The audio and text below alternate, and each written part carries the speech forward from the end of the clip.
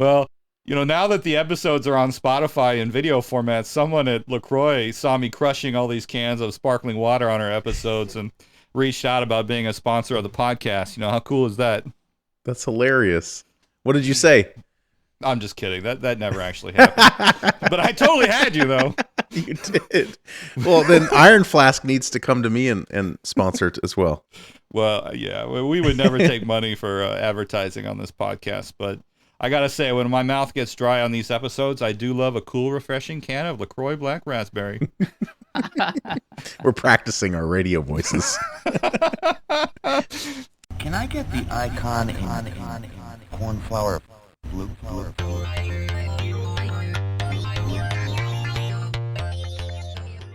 Hey everybody, welcome to episode 15 of Can I Get That Software in Blue? I'm one of your hosts, Chad Tindel, and I'm joined today by someone you've seen 14 times before because he's my co-host, the MVP of VPs, the Sultana of Grafana, Steve, I Hate Elevator Mayzak, Mayzak. Thank you, Chad. That intro does not get old. It probably won't ever. It really does stroke the ego. I appreciate it. Happy to be here. I was thinking about whether I need to change it up, but I feel like it's still good. So we should eventually. I'll think of some creative and clever ones for you eventually too. Okay, but Sultana of Grafana, that one's going to stay. Maybe it'll be additive. We'll just keep adding to it. We're not going to take away. Episode 872 is all going to be intros. Yeah, it's at 45 minutes of Steve's intro. Actually, it is great to see that we have a nice base of listeners who are helping us get the word out about the podcast. We just crossed the 2,000 listen view mark on the last episode, and that's actually not even accounting for the fact that we've got 2 in the can that I haven't edited yet. So it's pretty nice, and it's nice to see that people are listening. Amazing. It is amazing. It feels good. All right, we're pleased to be joined today by a special guest. I've had the great pleasure of knowing him for almost 2 decades. He studied economics at the Colorado School of Mines and then did his graduate studies in finance at the illustrious and highly regarded Daniels College of Business at the University of Denver. His varied career has seen him as a financial analyst in both the insurance and energy sectors. He's worked in recruiting, sales operations. He was a COO and then later a CEO of a venture-backed company called Soldsie. And now he's a senior customer success manager at Twilio. He has a great mind for business and can speak intelligently on a wide range of topics, which I'm sure will be obvious after you listen to this episode. He crushes the market and loves to flaunt it. It's no pain for him to make a gain. The Brahmin and business shaman who likes to put the big dollars in, Tota Mukherjee, welcome to the show. Oh, thank you, Chad. That intro would never get old, and unfortunately, most of it was untrue. We're in sales here, okay? Yeah. We're painting a picture. This is the art of the possible. Welcome, Tota. I'm at my standing desk, standing up, but I almost fell off my chair. But thank you for the intro. Oh, you're absolutely welcome, and it's nice to have you here. Every time you and I talk, and it's true, we've known each other for a long time. We went to school together, and every time we talk, I feel like I learned something new, and I love having friends who are like that. We even went to Omaha together. Omaha? We did the Berkshire Hathaway annual shareholders meeting. Yeah. That was fun, actually. You know what? Let me pull up a picture. I think I have a picture of that. 2007. Okay, May 5th, 2007. So we're coming up on the 15-year anniversary of that. I have the pictures up here. Let me share my screen. All right, here's Tota in the Gulfstream G4 that we flew to Omaha in. All that black hair. No salt and pepper yet. Yep. Oh my gosh. Yeah, there we are. Look, I had long hair. I lived in Colorado, so I grew my hair long. And there's Brian our Smith buddy there with Brian us. Smith. Yeah. And there we are at the reception outside the big jewelry store that Buffett owns. This is right after we met Buffett's nephew, I think. Nephew? Yeah. Yeah. It was fun because they had you mentioned they had Jimmy Buffett there that year, and they did a DNA test between Warren Buffett and Jimmy Buffett to see if they were actually related. And they announced the results, and it was funny because Jimmy Buffett came out in a suit and tie and looked really, really unnatural, and Warren Buffett came out in like a Hawaiian shirt and flip flops, and he looked really unnatural too. Like both of them were so uncomfortable. It was hilarious. That's funny. Hilarious. And they are distant cousins, right? No, they basically said that you'd have to go back to a time in history when we didn't even have last names in order to find a common ancestor. And so for all intents and purposes, like they're not really related. All right. Well, let's dive in here. Tota, just a little quick background on you. You had bought and run this company, Soldsie. Can you tell us a little bit about that? Sure. I met the founder through a friend of mine who'd invested in Soldsie early on. So they started Soldsie, the original founders, Chris and Errol, back in 2011, 2012. They raised about $4.5 million of VC funding from first round capital, among others. And they were early to the business of connecting e-commerce to social media. E-commerce was, by that time, this is 2011, 2012, e-commerce has been around for a while, right? E-commerce is not anywhere near its infancy, but social media was. I mean, it's hard to remember a time before Facebook ads were a big thing, right? No kidding. 5 years ago, Facebook ads were the next big thing. But 10 years ago, when they started this thing, not so much, right? They'd plugged into Facebook's API and been able to actually facilitate sales directly off a Facebook post or an Instagram post through the comments. So you could comment on an item and buy it. By 2015-ish, they lost interest in it. The business was still doing well. They had grown it to 40 people, come back to 5 people, burned through a lot of the cash. And I think what happened was that the investors said, hey, this isn't working. You can't really scale this to the enterprise, which was their original goal. What is the actual business? What was the technology that? Yeah, if you think about what Shopify is you build your own website. This was you build your own Facebook page. Really before all the Facebook for Business tools were built out, right? You build a Facebook page from which you can sell. But if you're going after a brand like Patagonia or Nike or Adidas, it wasn't scalable for them to really make a dent in their sales by doing that. So what ended up happening is that they had all these small sellers. It was mostly mom and pops or mostly moms in the south and southeast of the US who had small town in Alabama. I have a bunch of friends and I can sell kids clothes online while I'm at home. And that's what it turned into. But that became a fairly thriving business, just not at the scale that the original founders or VCs had wanted. And that's when I met through a friend of mine who was an original investor in Soldsie, and they hired me to kind of run it as COO and then CEO of Soldsie. They got funded by Andreessen with the Series A, really sizable Series A. The founders and I had a talk, and I was able to buy the company with a partner and get a really favorable terms, at least we thought at the time. And this is the entrepreneurial journey. Like you think you're getting a good deal, but it's like reading the fine print, and the fine print ended up really killing it. So yeah, normally I'd ask you to dive into that, but I think you're legally not allowed to, so that's okay. So that's interesting. So you went on a major entrepreneurial journey, buying out a VC-backed startup, and I mean that's exciting. I'm sure you learned a lot. Learned a ton, absolutely learned a ton. I mean, coming from a customer success background, I thought, well, what I was going to bring into it was some operational knowledge as well as an ability to really, sell to new customers, keep the existing customers happy. That's what we do in customer success. And I'd been a VP of customer success before I took that on. So I thought that part would be, doable.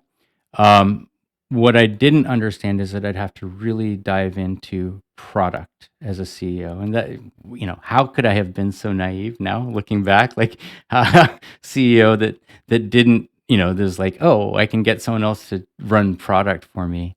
And that doesn't work. It might work when you're a big company, but when you're a startup, you really are the chief product officer as a CEO, I think. And so I went into it not realizing that I needed to be a product visionary. And so that's one of the big takeaways, right? And having to dive into product and really think about where this market was going. And I wish I could call it a massive success and I had a great exit. I had the potential for a great exit that I couldn't close the deal on because of all of the involved parties. But when you bring that back to a corporate role, which I'm now in at Twilio, it gives me a far broader understanding and a strategic perspective on what our customers at the enterprise level, and I only work with enterprise customers at Twilio, are trying to achieve and how to help them get there as a CSM. All right. Well, we're going to talk more about the CSM role towards the end of the episode or the back half of the episode. We are going to do a 10K breakdown on this episode, but now that we're sort of at the 1 year mark of when we published our first episode, we're recording today here on April 22nd, 2022. I thought it would be fun to do a little look back on companies that we've done 10K breakdowns on before. And just briefly, let's go through them and see kind of what's happened to these companies over the last year. So the first one we did was Zoom. And we published that episode on April 8th, 2021. The stock was already at $322. It was sort of already on its way down from its October 2020 high of $560. And today it's at around 100, slightly below where it was when the COVID lockdown started, which is remarkable considering how much their business has grown during COVID, to think that their stock has basically been flat from the time before COVID and the time after. I don't exactly understand why that is. I mean, I know that there have been competitors who've tried to break in, Microsoft Teams and Google and everything else, but it still seems like Zoom dominates. And we know that their business has done 50 or 100x or something growth. So I don't know how their stock could be flat considering all that. It's pretty amazing. Well, if the market is just basically watching emotions, then people are emotionally detached from Zoom now because, quote unquote, the pandemic's over. And why should I care about Zoom anymore? Yeah, except they're all on it every day. So well, yeah, I know, but I think the other thing is the valuation adjustments or resettings that have been happening over the last few months is affecting everybody, and Zoom is not, immune from that. Remember the concept of systematic and unsystematic risk, and this is very much, I think, if you look at that degradation in price, a vast majority of it is the unsystematic risk. There is some systematic risk in that Zoom has been really commoditized.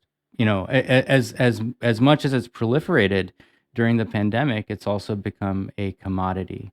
And when you become a commodity, it's hard to build value. It's hard to also prove to investors that you have long-term shareholder value to build. Yeah, I think part of the problem there is that they haven't really had a second act. They haven't figured out the next big thing. Yeah, they have this huge penetration into corporate desktop sharing and web conferencing, but there isn't a second thing yet that they've figured out the next big thing. So maybe they will, maybe they won't. I don't see a lot of value in a Zoom IP phone. Yeah, exactly. They're investing in dying technology. They tried to acquire Five9, right, when their valuation was high. Contact center software. Twilio competes with Five9, right? We have our own contact center platform called Flex. And when they did that, I think the valuation started to go down, so the terms changed. They called it a mutual back off, right? But it was really Five9 said, hey, we have more value that we can drive because contact center software is also in its infancy. And it's software that's not necessarily commoditized. There's a stickiness to it, right? And Zoom, as good as the product has become, or as the product has evolved, it's good.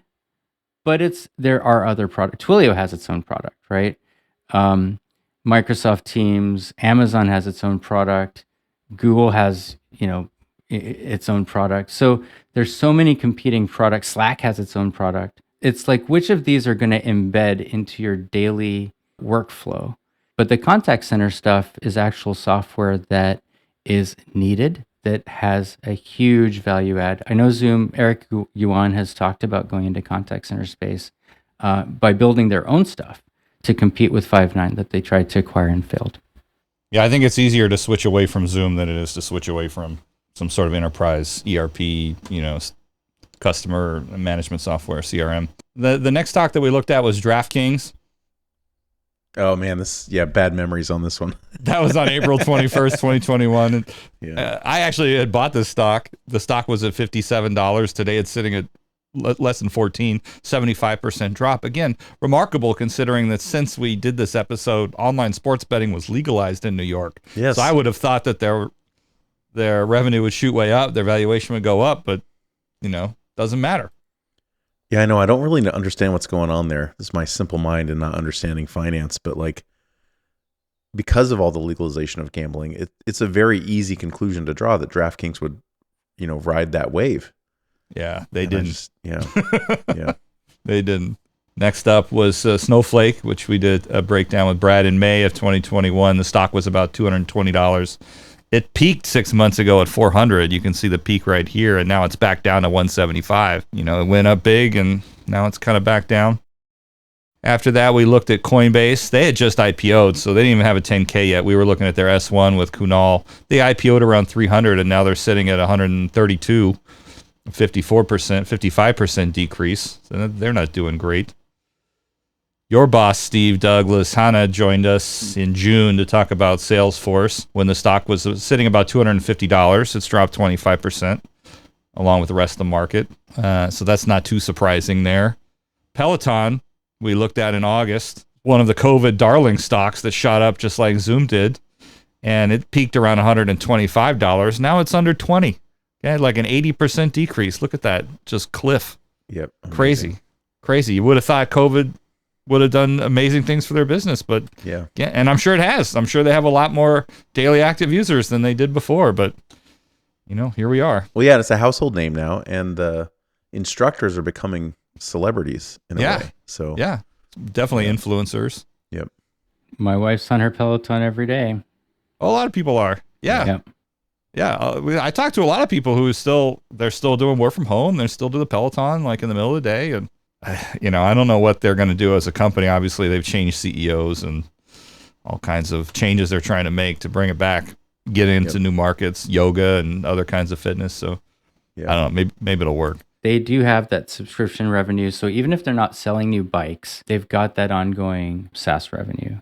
I don't know if we're at the floor and it's going to go back up from here, if they're going to keep tanking, if they're going to go bankrupt, if they're going to get acquired by somebody who, like, any of those things are possible. And who knows how bad it could get. The last and most recent one we did with Ben Sabrin back in January, it's only been about 3 months ago.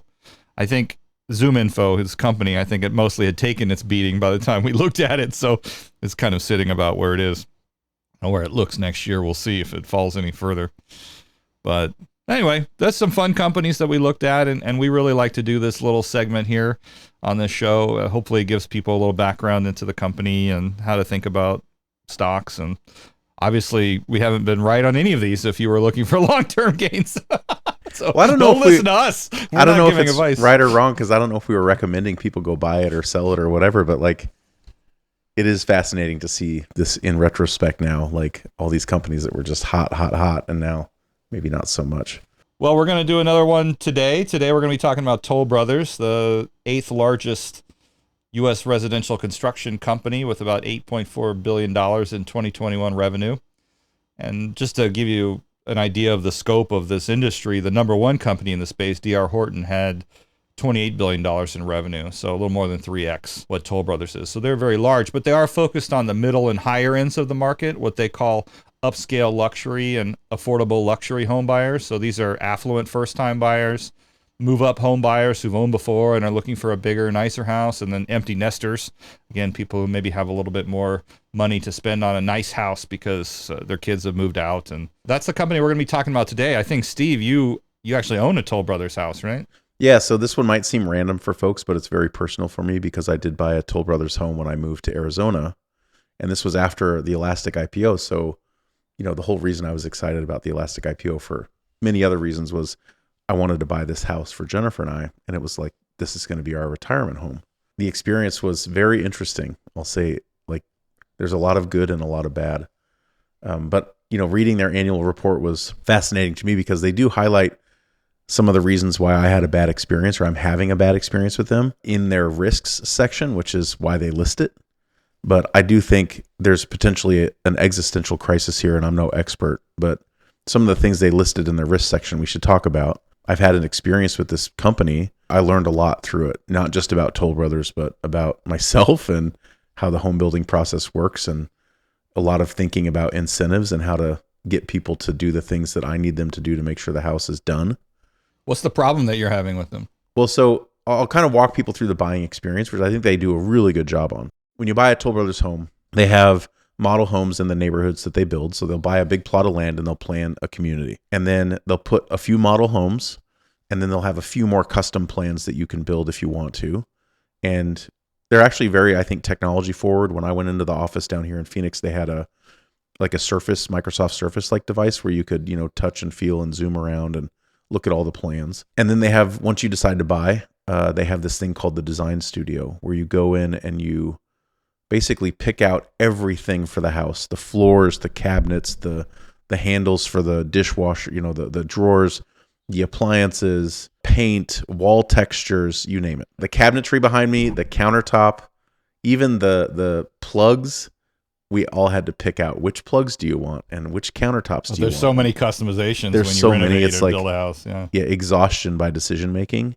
But the design studio process was really fun for me. I did not think I would have that much fun, but it was really fun. It was a great experience. Like Toll Brothers just nailed that part of the experience. When I was looking up their technology, one of the things I found was this VR app they'd built to let people walk through their house and make changes. Oh, this is what it looks like with a granite countertop versus marble or whatever. And did you use that? Was that around when you bought it? It was not around, but I do hope that becomes a standard thing. It looks really cool. I watched a video of someone going through the house, and it looks really neat. And I believe that it would be very useful as well as a sales tool, not just to get them to buy the house, but to upsell them on, higher end finishings and things. That's right. Well, actually, I took a note from reading the 10K. On average, they make another $170,000 per home just by having that design center experience. And as a person that approached this building process as spare no expense, because this was going to be our forever house, I got high-end stuff. And I know they made more than that on me when I bought this house. But yeah, the VR thing, I hope it becomes an industry standard, because Jennifer and I are gluttons for punishment. We're building another house up north so that we can retreat there in the hot heat of Phoenix summers. We're not using Toll Brothers, but one of the things I was really wanting was this 3D walkthrough of the plan before we decided on everything. So anyways, I hope that becomes a standard. So you go through the design studio, you pick everything out, and then inevitably there's changes, right? Like one of the changes we had to make was the countertop that we wanted was no longer available. So we had to go pick out another one. And that was kind of fun because we got to go to the place where they have all these slabs of granite and quartz and stuff and massive cranes that pick it up. You had to wear a hard hat. It was a lot of fun. So you get all that stuff done, and then they start building the house. There's so much to coordinate. And Toll Brothers, the way that they do this is they're the general contractor, and then they subcontract out for all the other things. So they need a tile guy and a grout guy and a wall guy and a plumber and all that stuff. Like they're managing these relationships with all these vendors. And I think part of the challenge they have, and this is one of the risks that they call out to their business, is the availability of skilled labor in the local market where they're building the house, because it's not like they, have thousands of employees that they just bring to a community and they do it all themselves. They're subcontracting with local companies, and they offer you certain things that sound great at the time, but in the end just never really happened. And because they were building this house right before the pandemic, they had to finish it when the pandemic started, and that led to a bunch of other problems. But labor shortage and skilled labor is a real problem for companies like Toll Brothers. Like they don't have a lot of control over the talent pool available. They just kind of have to look through who's the local contractors in the area and pick the best one or the cheapest one or some mix of those two things, right? And so what happens is they're the ones managing all these contractors. And I think the biggest job of the construction managers is managing customer expectations, but also managing the quality. And that's where Toll Brothers is really failing, in my opinion, is the quality. And I'm compassionate or empathetic to their plight, because you can only find so much local great talent, and the rest you just kind of have to do with what you will. It was pretty obvious to me after going through the build that there's a vast difference in the quality from the plumber to the cabinet company. And so when you are done with the house, you go through and you do multiple inspections, and then they give you the keys, and then one of the things that they think is a good idea, and it may actually be a good idea, I'm not sure, is they incent the construction managers that oversee the building of the community with bonuses based on the survey results. And so you take a survey before it's all done to tell Toll Brothers what your experience was like with all the pre-sales folks, the people that were there before the house was built. And then they ask you to take another survey after. And they actually incent their construction managers to get good survey results. So just like if you've bought a car in the last 20 years where the salesperson says, hey, we're going to send you a survey, please still fill it out and give me great marks. Yeah, whatever. Okay. It's the same thing with this home buying experience. And I think one of the flaws in this is that they're asking you to do the survey before you've lived in the house for very long. And you don't discover a lot of quality issues until you've lived in the house for very long. And that's what we started discovering. It was like one thing after another. So I'll just give people kind of a list of the things that happened. And again, I know this probably sounds like me bitching, and a little bit of it is, but it is also cathartic. And we're talking about the plight of all home builders, not just Toll Brothers. Well, like you said, how when your wife's complaining about somebody, you kind of hate that person with her. Yes. So yeah, I'm in for the 2 minutes of hate here. Let's go. Well, they say the couple that hates together stays together, I think is the Well, you and me are going to stay together then. Let's go. All right. I hate them already.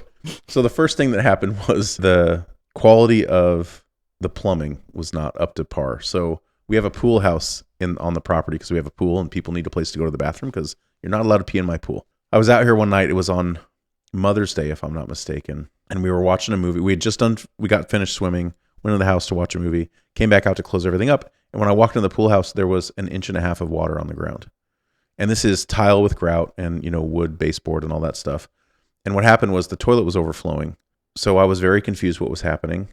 We had to sweep it out, get it all cleaned up. And then over the course of the next months, I had to convince Toll Brothers that this was not my fault. They were convinced that it was my fault. I finally had a plumber come out and snake the pipes with a camera. And they found that the pipes between the pool house and the street had been broken during the construction process and they were not fixed correctly. And so there was a pile of rocks in the pipe.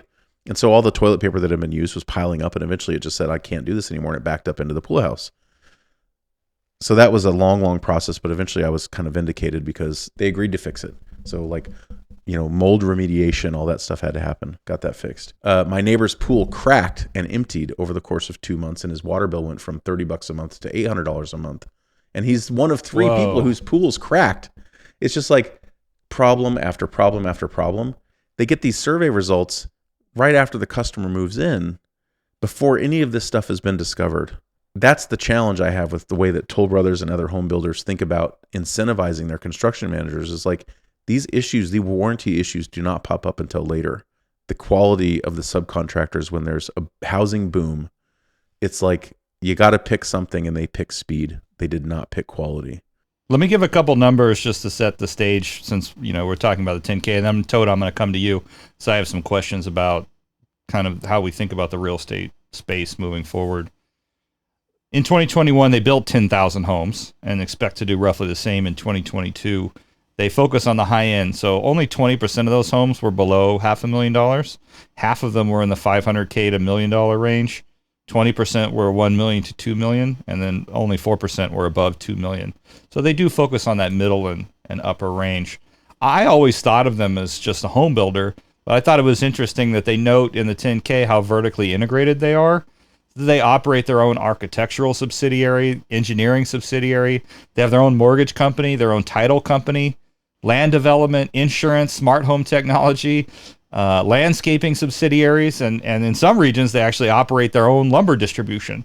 So, to your point about where's all the lumber going to come from, they have this huge vertical stack. And I guess that makes sense at this scale, but I don't think of them as a huge company. So I don't know. I just thought that was interesting that they do all of that themselves. Yeah. Yeah, it is interesting. Like I have the Toll Brothers alarm system in my house, which we eventually said, let's just get Simply Safe. I think that's the challenge for Toll Brothers. And I do think of them as kind of a technology forward company because they have things like VR and the design studio experience was amazing. And they are investing in these areas. So that's cool. So Tota, here I'm sharing the screen here. Mortgage rates just hit a 12-year high. Obviously, interest rates are going up. Inflation's going up. The Fed is talking about maybe doing a 50 to 75 basis point rate hike here in a couple of weeks at the May meeting. So what do you think this is going to do to the market for house buying? And it's interesting to know that it's happening in a context when so many people are leaving cities and moving to the suburbs because of COVID and wanting more space and school shutdowns. They're moving out of cities that are school shutdowns and all of that. So what do you think that this is going to do towards the house buying process and the future of companies like Toll Brothers? Man, I have a ton of thoughts on everything that Steve said, and then what you just asked me. I think. Okay, well, we got 5 minutes, so yeah. Long story short, interest rates are. I think they're going to be a big thorn in the side of the housing boom. For Toll Brothers, you said they're all luxury, but keep in mind that even the less than $500,000 houses are also luxury homes, but they're just in Boise or Des Moines, right? They that's have right. Good point. They have markets that are much lower price markets in Florida, even some of the smaller towns in Florida, where they can sell a $500,000 house and it's actually a luxury product. With interest rates going up, we got a refi in just at the end of last year, and I am so happy that we did it because they're 3 points higher now than the refi, right? That's going to put a huge dent in future demand. The supply, however, is ahead, right? They've started to build, they've started to acquire land, and that all requires interest. Not all of it is a fixed rate mortgage either for Toll Brothers. They have variable rates on a lot of the money that they use to acquire land. Land acquisition is their biggest hurdle. And if you look at the 10K, they say significant site improvements have not yet commenced on approximately 15,300 of the 22,179 available home sites. Approximately 4,600 were not owned, but were controlled through options.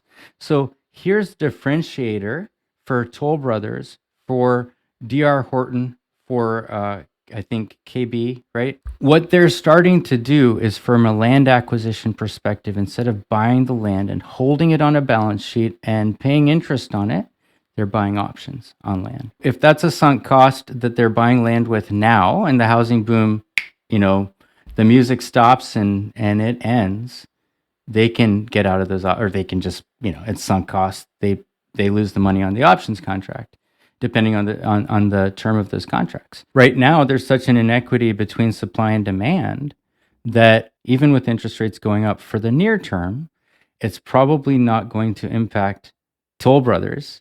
They're going to sell every house they make because there's so much demand and there's not enough supply. I think a big part of that is the investors coming in and buying it. 20 years ago, 5% of residential homes were bought by investors. Now 20% of them are bought by investors.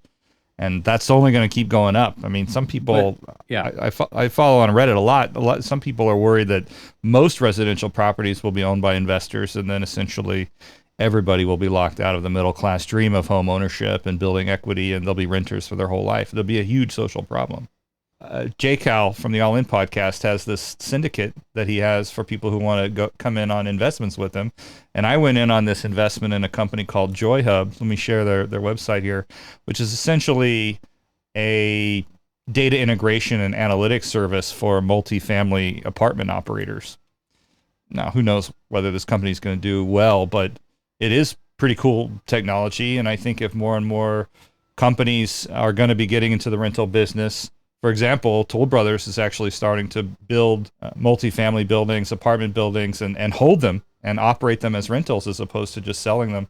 So I do think that's going to be more and more common. So I'm trying to get in the space here with these little investments in private companies, and who knows what will happen. I have a kind of contrarian argument, Chad. I think cities are going to make a little comeback. I mean, they did after 100 years ago, after the Spanish flu. People moved to the country and then they moved back to the cities. Well, in the 50s, when white flight happened and people left New York for the suburbs, thus leading to the bad times of the 70s and 80s and early 90s. I mean, the population of New York in 1950 didn't recover until 2000 something. Like it took 50 plus years to get back to the 1950s level population. So yeah, it fluctuates. It moves back and forth. One thing real quick, it reminds me of that thing in Saudi Arabia called The Line, which is the smart city they're building, where they're going to have no cars, no streets, no carbon emissions. I can't remember how long it's going to be, but it's like a $500 billion city, and they're building this right now. It's going to be 110 miles long. So it's like a city in a line. So if you Google the line, you'll find the Wikipedia article. It's just interesting to read about. Well, the streets have no name, huh?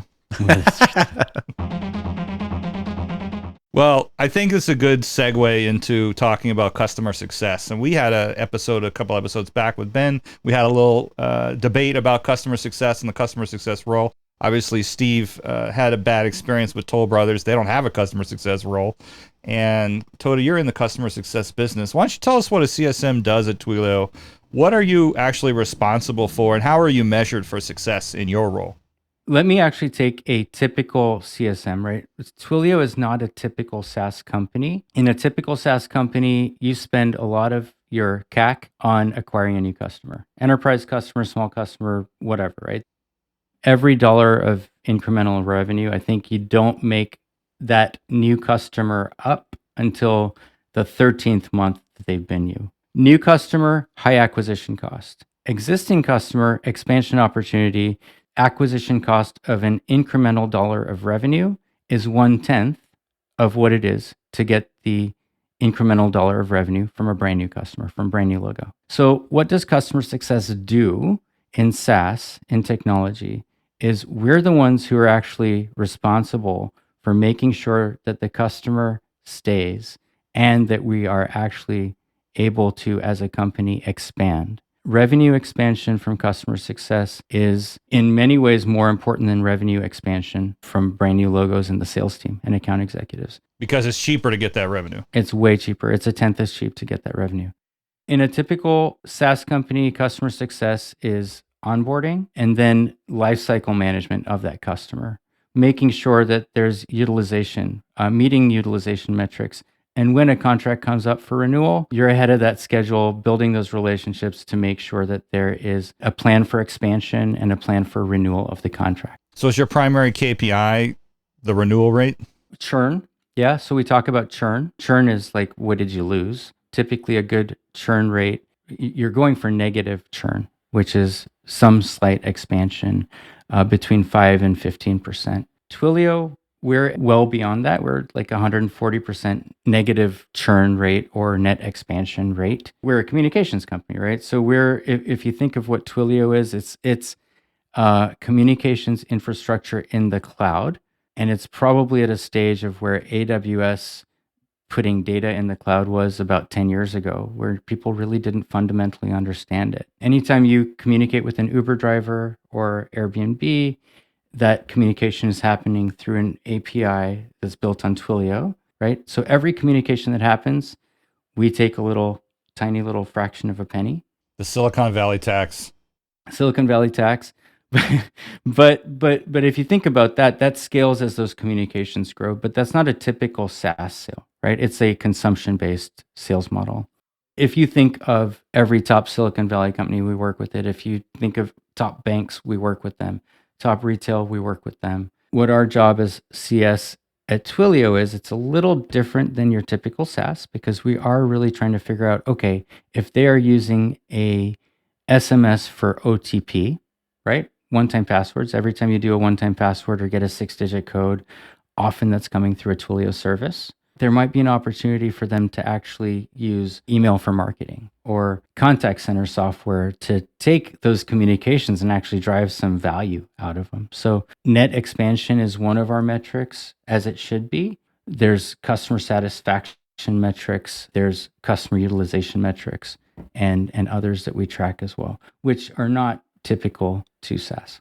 Is it fair to say that the level of your investment in a CSM organization depends on the type of technology that you're selling or type of product you're selling and whether or not you're selling to B2B or B2C?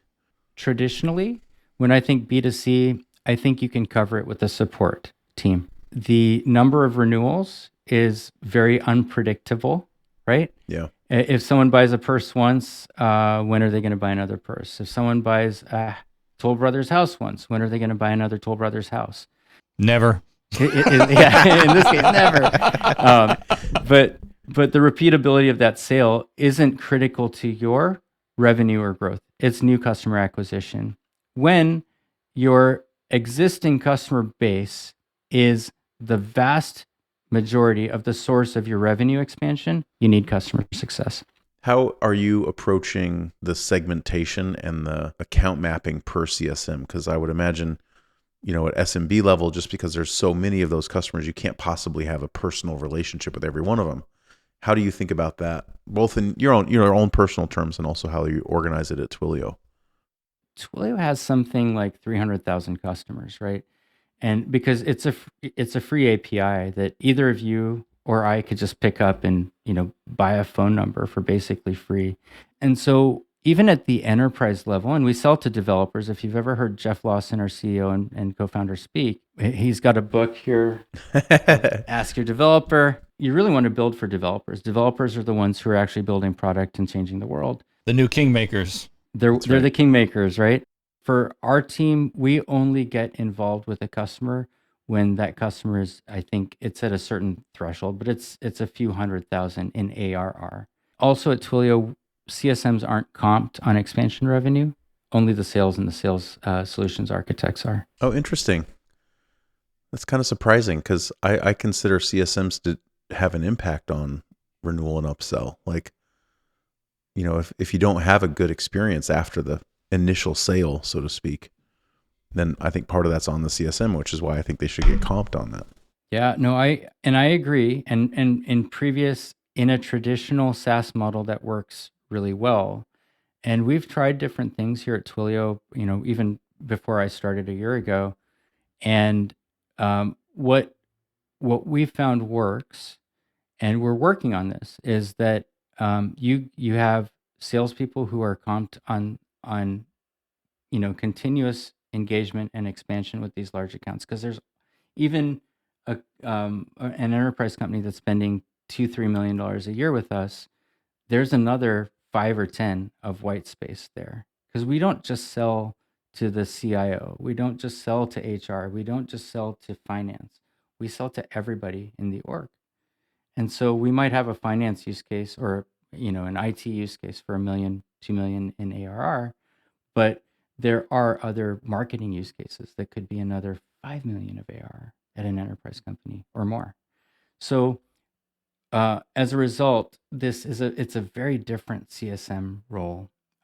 Those expansion opportunities do require a a really skilled salesperson, skilled account executive, and a skilled solutions architect to help to demo them, and then a CSM who can actually work and relate on a very strategic level with the sales team and what they're trying to do, so that I can help also move move towards the goalpost in the ways that need to happen.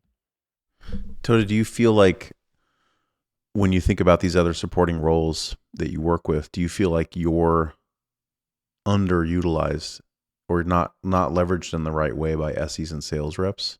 I've been working with a CSM here locally just over the last 24 hours, and I've been blown away by just how well she understands her accounts. Yeah. And I'm like, I don't know if the account team is actually leveraging all of her knowledge to figure out where there's new opportunities and new departments to get in touch with. And I don't know how rare her skill set is, but man, if we had a team of people like her, we'd be unstoppable. The CSM work at Grafana would be the best one I've ever seen, because she's so good at her job. But I'm wondering, the reason I'm asking that is like the profile of CSM. Is this someone that needs to be technical? Are they all business? Like, how do you figure out what the right balance of tech and biz skills is? For her to have that overall view, a great thing about being a CSM versus being someone who has account executive, which everyone knows means sales, is you can have candid conversations with your customers and find out a lot, right? So I tell my sales teams, like, hey, I can go in and kind of on the sly figure out things about what this customer wants to do with Twilio or otherwise. What are their goals? And then map that over to the sales team, right? So that's one thing. In terms of looking for people, I think in tech, where really customer success is, it's a SaaS thing, right? You do need people who are obviously willing to build the relationships. That's what we're drawn to being in CS. But maybe not without a sales bag on our back necessarily, right? But also technical and also very data driven and comfortable with looking at numbers, reviewing financials, not necessarily like looking at a 10K, but understanding what the trends are of a customer's utilization and understanding where to get that data. So, we use like every tool you can think of, Looker, Tableau. We have all these different analytical dashboards. There's dashboards built into Salesforce, dashboards built into Gainsight, which we also use, right? And to be able to leverage all of that data on behalf of the customer, one, and then on behalf of the sales team, two, or maybe equal, is really integral to our role. I don't know if you guys have tried the lemon flavored LaCroix, but it's delicious. Chad with the commercial. Too funny. I just bought a 12-pack last night. I recently watched the episode of This Week in Startups with Frank Slootman, who was the CEO that took ServiceNow public and then 10 years later took Snowflake public, obviously very successful CEO, very well respected in the Valley. And he had published his book, I think, last year. And one of the things he says in there is that he doesn't believe in having a customer success management role in his companies. And he thinks that, well, Salesforce basically created this role and that's kind of where it came from. And so other companies see Salesforce being successful with it and they want to institute it. And that's fine. I've actually only ever worked at one other company that had that role. Elastic added that role after I was working there. I wasn't there at the beginning. But Red Hat didn't have that role. MongoDB didn't have that role when I worked there. Amazon Web Services doesn't have that role. So I don't have a lot of experience with it. Mm-hmm. And his position is that every role in the company should be invested in customer success. And as such, it isn't one that needs its own organization and its own dedicated people. If everybody has customer success as the foundation of every interaction that they do and everything they think about, why do we need a customer success management role? And I don't know. I'm just curious what your thoughts are on his take. It depends on who is the customer. In the case of Salesforce, it's a land and expand model. Well, most enterprise software is, right? Most enterprise software is. Let's talk about Snowflake for a second. When they sell into an organization, it's very technical, right? Very, very technical inherently.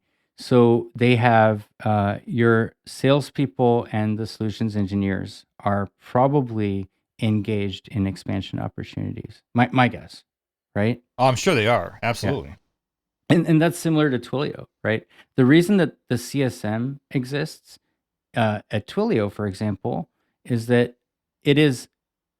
there's a lot that happens operationally in order for our customers to be successful and continue to expand. Well, I guess my question is more like, how does the sales model and the way sales is done affect it? And specifically what I mean is, I'll give you an example. When I worked at Red Hat, I would see this quite frequently. A sales rep would close a big 3-year deal, right? They'd get paid out for the out-year bookings as well as the single-year bookings.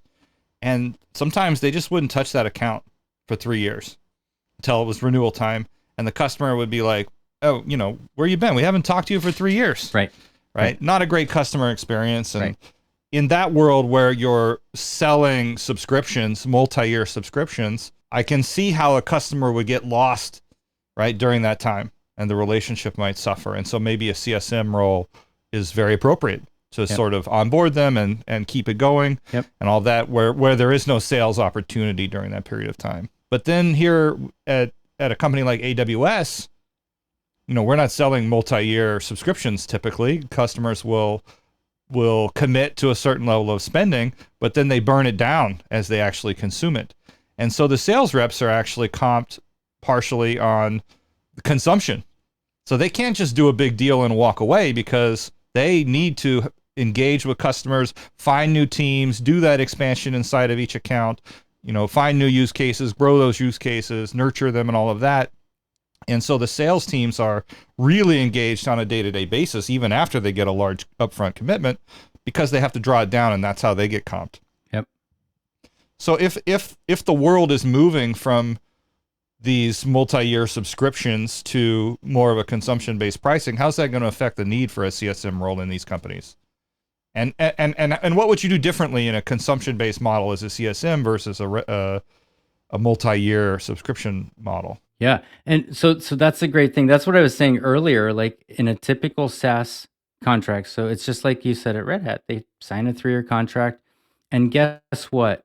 The salesperson walks away because they've got sales goals and they go to their next thing so that they can, hit their quota or beat their quota. And the onboarding suffers. 90% of, or, I don't know, 90%. There's a vast majority of churn is determined within the first 3 months of an account during that onboarding phase, right? And so if you don't have a good onboarding experience, the customer is more likely to churn. So that's one thing. And that's in a typical SaaS model where you're selling multi-year flat price contracts. And that there might be contract escalation down the road, but over the course of that contract, it's pretty flat. In a consumption-based model, like you're talking about at AWS, and that's what Twilio is too, right? I would argue that the CS role is that much more important. And based on my experience here, I can tell you that there is so much ground to cover. There's so much ground to cover. The salespeople only go after opportunities that we call them EARR, right? Expansion ARR, with the established customers that comprise the customer success account load. If you don't have things running smoothly and the train's running on time, the switching costs are higher than a really simple SaaS service, but there are opportunities to lose that customer along the way and opportunities to lose traffic along the way. So that's where we really come in and help manage that process. Because what happens is the salespeople are inevitably going to focus on where the opportunities are for expansion to get more money for the company. And someone has to really focus on making sure that the things that are already running, the use cases that are already going and generating a 7-figure ARR, are actually running smoothly. Now, you told me a couple days ago that when you were prepping for this episode that you listened to the episode with Dr. Gren Lord about empathy and empathic, and you had some thoughts around empathy and customer success. You wanted to sort of explore that here. Why don't we jump to that? It was a great episode. You asked a question, I think, towards the end, which was, how do you not take a hit to your own empathy when you keep getting shot down, right? That was another, it was kind of, do you remember how you phrased it? I think the issue was highly empathetic managers, when they have to deliver bad news, they suffer more than non-empathetic managers. It was something like that, if I remember right. Right. I think in CS, as with sales, I think the empathy is really important because you're finding ways to relate to the customer and add value to their interactions with your company, and then treat you as an extension of their team, right? But you have to have a thick skin with that because you're going to get shut down, and that can't hurt your empathy for that customer. Great CSMs are over communicators. Like, we're communicating, way more than we need to be, so that we cover all the different ways that someone might receive information. One more thing, back to what you said about what's Frank from Snowflake? Frank Slootman. Frank Slootman, and that's what Jason Calacanis, right? Yeah. Yeah. So I'm going to go back and watch that episode, but it's a great episode. It might be one of the best episodes of This Week in Startups. I mean, certainly top 10. Really? Yeah, I think so. I'm biased. I think all the episodes that he's had with Jeff Lawson are the best. But give this man a raise, Jeff. Give him a raise, so he can afford more delicious LaCroix. Yeah, that's right. In a business that's ever expanding, especially and that has a lot of white space. Our business has a lot of white space. What do you mean by that? White space is, what are use cases that haven't yet been tackled by our existing customers, and then, by the vast majority of our SMBs. Like, there's so much opportunity for growth, and it's not just the one use case that they're using. There could be 5 others that they haven't even thought about, and we haven't even talked to those parts of their organizations yet. There's a lot of white space. Snowflake is different because they're generally selling to CIOs. Whose budget does it come out of? Right. And so once you're into that budget, the land and expand is a little different. It's more just an expand, but you're not expanding outside of the CIO or the CTO's budget. But here we sell to CTOs, engineers, marketing, product. That's right. It's not a developer who's choosing to use Right. Snowflake at the lowest level, or Right. or Whereas for Salesforce or something. Those are very Twilio, high level decisions. Yeah. Yeah. Whereas Twilio Yeah. could be, right? Exactly. Yeah. Well, I think it's a very interesting conversation about the fact that this new role exists. 10 years ago, nobody really had a customer success role, and now we're starting to see it pop up in more places. It's not every day that whole new careers get created, and there's a lot of debate going on around whether we need it, whether we don't need it, when do we need it, when do we not need it. I think it's going to continue, and it's fun to talk to you about it. So I want to thank you for joining us today. Of course. Thanks for doing all the prep. It's clear you prepped, and we had a great conversation. Likewise. Thanks for inviting me. This was great. This role of customer success, I think it's only going to grow further in a tech environment, and then outside of tech perhaps as well, where the decisions are made purely quantitatively.